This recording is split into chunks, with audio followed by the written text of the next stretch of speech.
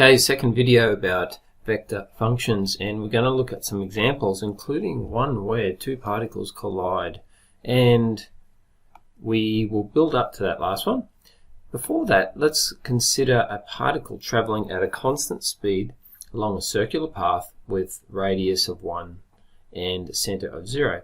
Now, you've probably studied circles if you're watching this video, and the Cartesian equation. Start with that. So that's your most basic circle with radius 1 and the center at the origin. So, oh dear. Ooh, mine's already had a collision. Please consider that as a pair of straight axes. And the circle, ooh, I hope I drew a better circle than I did straight line. Yeah, not really. Okay, that is a circle, alright? Yes, it is. And we have a radius of 1 unit. Okay, you know the situation. So the Cartesian equation, so we've got x and y vary, and to write it in proper set notation, there's the equation. I'm writing that right now. So it's x squared plus y squared equals 1. Okay, so x squared plus y squared equals 1 is the Cartesian equation. Now we're going to look at what's called the parametric form of the equation.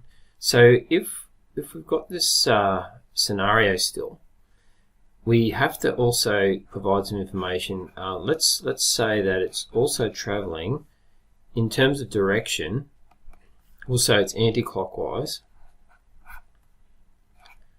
Okay, so and we'll say that it's basically 1 cycle per unit of time. So that means it will take 2 pi units to do 1 revolution. So whatever the time units are, seconds, minutes, whatever. So let's say, because for parametric form we need to know those extra things. So what we have in parametric form, still have x and y variables.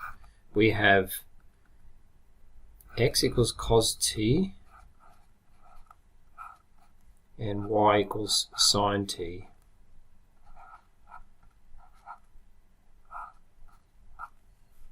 T is a non-negative real number. So in vector form, we have cos ti plus sine t j, for reasons that were clear on the previous video. Okay, and because you know your unit circle mathematics, you'll understand why x equals cos t and y equals sine t. So it's describing how things are changing in those 2 dimensions. Okay, so according to cos t in the I and according to sine t in the j. So the set of points for R is determined by that function as time goes by. So we've got in 2 dimensions this scenario. That's a general, in general, okay? So it's the set of points defined by R of t. Okay, that's for 2 dimensions. And for 3 dimensions, of course, where we could consider x and y as a plane, a bit like a horizontal plane, we've got a vertical plane and so on. So that's 3 dimensions, okay? So it still follows R of t. Okay, so we've got x and y variables there, we've got x, y, and z for the 3 dimensions. So for the given equation here, the given vector function, there's a few things we can deduce or observe. At time equals 0, t equals 0, the position, now because of cos of 0 is 1 and sine of 0 is 0, we would have it is at the position 1i. So in terms of the Cartesian coordinate, it's 1, 0. The particle moves with constant speed on the curve according to this Cartesian equation. Here we go. The particle moves anti-clockwise based on what I saw before. That's information I provided. It will move around the circle with a period of 2 pi, so therefore it takes 2 pi units. Okay. We could make a couple of modifications there, which I'll show in green. So if we wanted it to move instead of 2 pi units, if we wanted to make it 1, you know from your trigonometry that the parameter in there will change the value of the period. So in this case here, if we had cos of 2 pi t I and sine of 2 pi t j, we would have this would change to 1 unit of time to complete 1 cycle. So how do we make it go clockwise? This is anti-clockwise. So do we stick negatives in front of both? No, we stick negatives just in front, a negative one in front of there, in front of the cos, the I component, and that will make it go just clockwise, not counterclockwise, so just regular old clockwise. So it's by putting a negative there. Note, it does not go in front of the sign. So to summarize so far, with motion in 2 dimensions, when a particle moves along a curve, its position is specified by a vector function r of t equals x of ti plus y of tj. Okay, so x varies according to time and so does y, therefore the position vector r does. For 3 dimensions, that's extended with a z of tk. Okay, it's 3-dimensional space. And now for the gratuitous collision. Okay, so the motion of 2 particles is given by vector functions. We have the first one with a little sub r there, sub 1, sorry, r sub 1 of t is 2t, take 3i plus t squared plus 10j, and 2 is t plus 2i plus 7tj, and t has to be at least 0, of course. So find 3 things: the point at which they collide, the points at which the 2 paths cross, and the distance between the particles when t equals 1. Interesting question. And just A and B are different questions. The point at which they collide and the points at which the 2 paths cross. The paths can cross, but you see, this is a big idea right here. They collide when they're in the same place. Now, same place applies here as well, but they collide when they're in the same place at the same time. That's a collision. They're trying to occupy the same place at the same time. All right. 2 paths cross where they've gone through the same place, but they might be at different times. Okay, so part A. So that means, remember, this is a vector valued function with t as a parameter, so we need to make sure that this shows you the usefulness of these vector valued functions when r1 equals r2. That's when they collide. Okay? Important.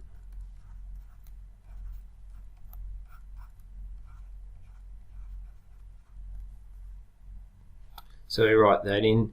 I'm putting r1 on the left, r of 1. So 2t, take 3i plus t squared plus 10j on the left hand side equals t plus 2i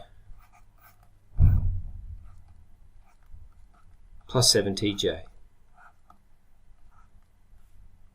This will yield 2 equations. Okay, the equation for the I components and for the j. So we separate them. So I'm going to deal with I first. Drop the vector components to at this stage, like we've seen in previous examples. So 2t take 3 equals t plus 2. I'm going to subtract t from both sides, and then I'm going to add 3 to both sides. So t equals 5. Is this seconds? I'm going to assume seconds. Assume the unit is seconds. Okay. And meters, hey? Alright. Let's just assume those units, okay. So 5 seconds. So they collide at 5 seconds. Now we have a second equation with a purpose as well. So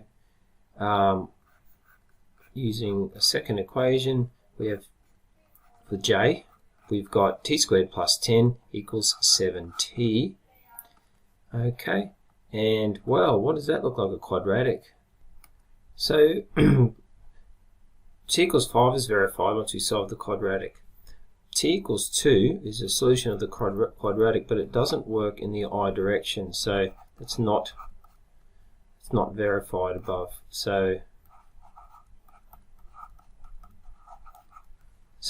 if you started with the quadratic, you'd have to see if it also works with that one. It's easier to start with the linear. So we have t equals 5 is when collision occurs same place at the same time.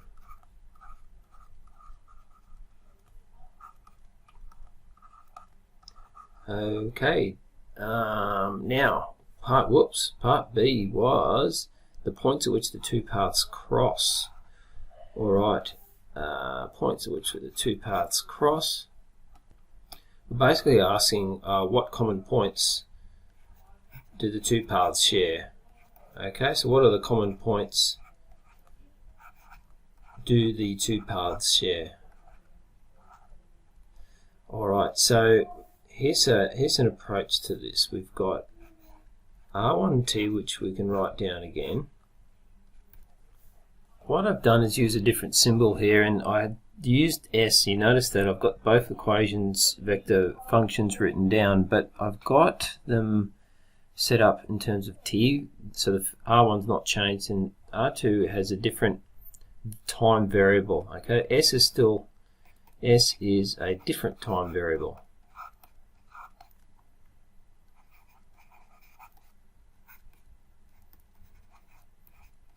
So its parameter variable is different.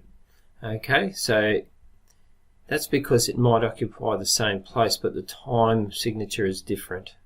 So we can't make them t and t. So when the paths cross,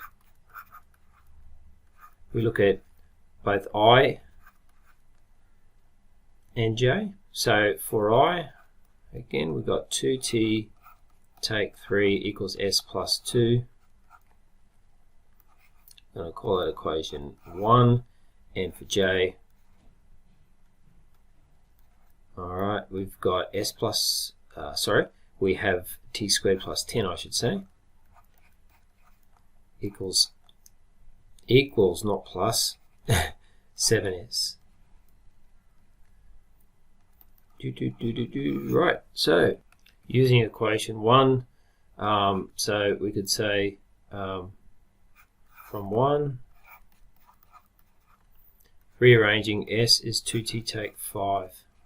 So we can substitute that into 2. So using 2, we've got t squared plus 10 equals 7 lots of 2t plus 5.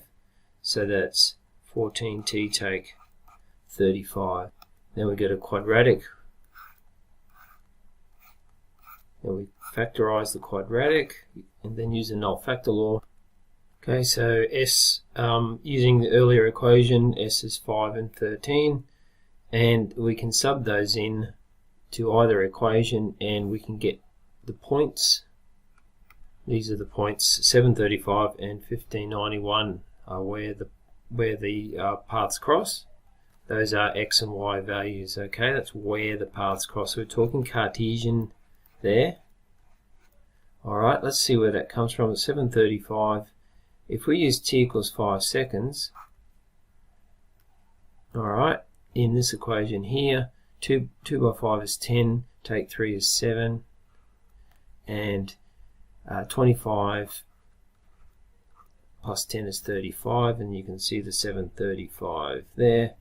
If we use 5 for s in the second equation, we get 7 there, and we get 7 by 5 is 35 there. Okay, likewise if you subbed in the 9 and the 13, so you can get those points either way. Last part now. We want the distance between the particles when t equals 1, so we need to substitute 1 into both equations and look at how far apart they are. Okay, so this is what we're doing, R1 of 1 and R2 of 1. Now remember, we finished with that s from part B, don't use that again. Alright, we're going to use t, so we're subbing in t equals 1 into the original equations for both particles R1 and R2. Okay, so we get those through substitution, and then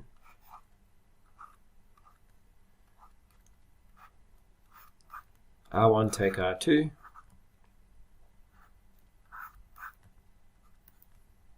so we have negative I plus 11j, whoops, that's a j, take away 3i plus 7j, deliberately putting those into brackets.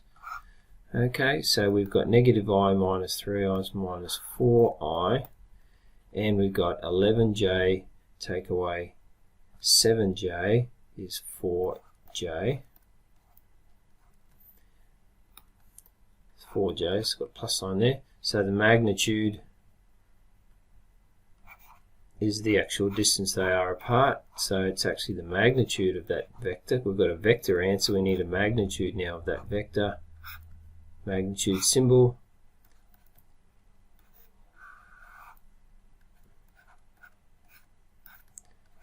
Well, you know how to find the magnitude of a vector, otherwise you shouldn't be watching this video. And we've got 16 plus 16 square root of 32, which is the square root of 16 by 2, which is 4 root 2 meters if that's the unit. End of question.